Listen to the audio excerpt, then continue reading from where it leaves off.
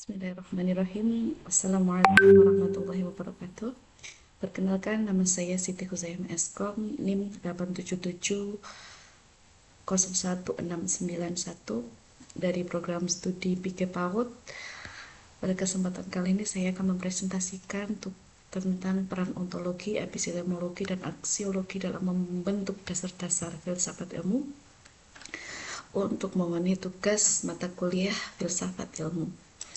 Pembahasan kali ini filsafat ilmu yaitu membahas landasan berpikir dalam ilmu pengetahuan meliputi ontologi yaitu ilmu apa yang akan dikaji, epistemologi bagaimana cara mengetahui, aksiologi adalah untuk apa ilmu itu digunakan, dan juga nanti kita akan membahas tentang keterkaitan antara ontologi, epistemologi, dan aksiologi. Yang pertama tentang ontologi.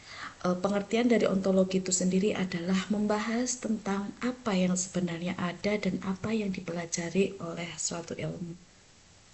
Contohnya dalam ilmu biologi yang dipelajari adalah tentang makhluk hidup, dalam ilmu ekonomi yang dipelajari adalah kegiatan manusia dalam memenuhi kebutuhannya, kemudian dalam ilmu pendidikan yang dipelajari adalah proses belajar dan manusia sebagai peserta didik.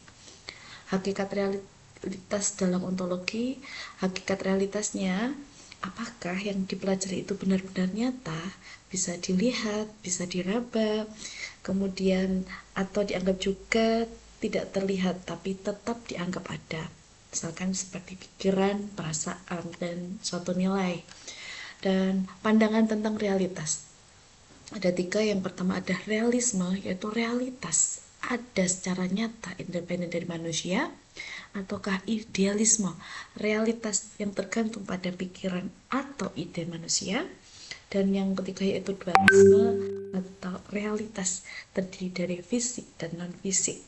Jadi kesimpulannya di sini, ontologi adalah dasar yang menjelaskan apa yang menjadi objek suatu ilmu dan bagaimana hakikat keberadaan dari objek tersebut supaya ilmu tidak asal-asal dan mempunyai arah yang jelas.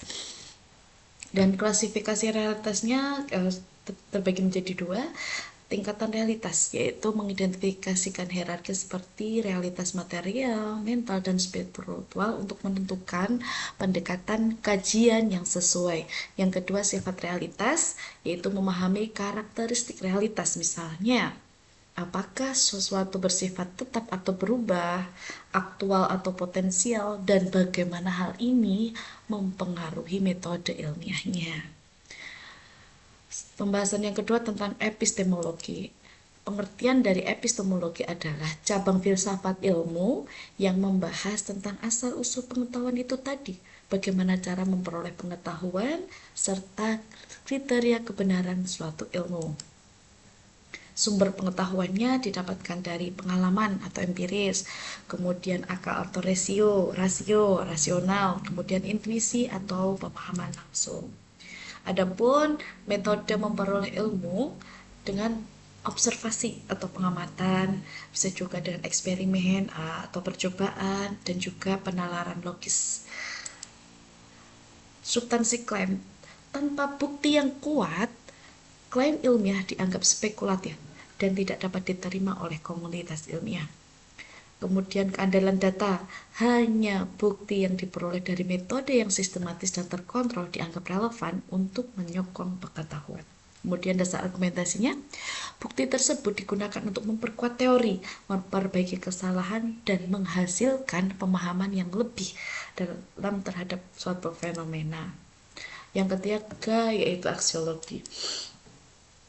Aksiologi menekankan bahwa ilmu tidak hanya sekedar untuk diketahui atau dikembangkan, tetapi juga harus dimanfaatkan secara tepat dan memberikan manfaat kepada manusia.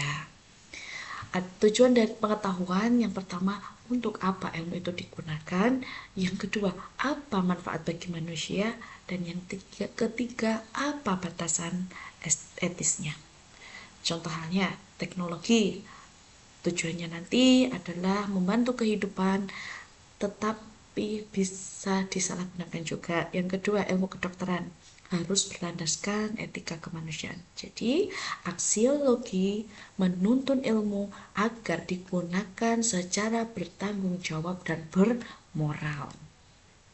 Nah, adapun keterkaitannya antara ontologis, epistemologi, dan aksiologi adalah yang pertama, ontologi berperan dalam menentukan apa yang menjadi objek kajian suatu ilmu sehingga memberikan batasan yang jelas mengenai hal-hal yang akan dipelajari. Sedangkan epistemologi hadir setelah objek sudah ditentukan.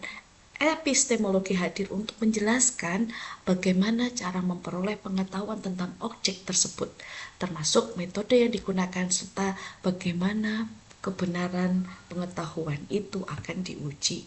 Yang ketiga, selanjutnya adalah aksiologi berperan melengkapi keduanya dengan menjawab untuk apa pengetahuan tersebut digunakan, serta nilai dan etika yang harus diperhatikan dalam penerapannya. Adapun pengaruh timbal baliknya antara ontologi terhadap epistemologi adalah menentukan kerangka dasar tentang apa yang dianggap nyata untuk dijadikan objek pengetahuan. Kalau epistemologi terhadap aksiologi adalah mempengaruhi bagaimana nilai pengetahuan dipandang dan dipergunakan dalam pengambilan keputusan yang etis. Yang ketiga, antara aksiologi terhadap ontologi menyusun prioritas nilai yang dapat memperkuat dan mereformasi pemahaman ontologis yang ada. Seperti itu presentasi dari saya, kurang lebihnya mohon maaf. Terima kasih. Wassalamualaikum warahmatullahi wabarakatuh.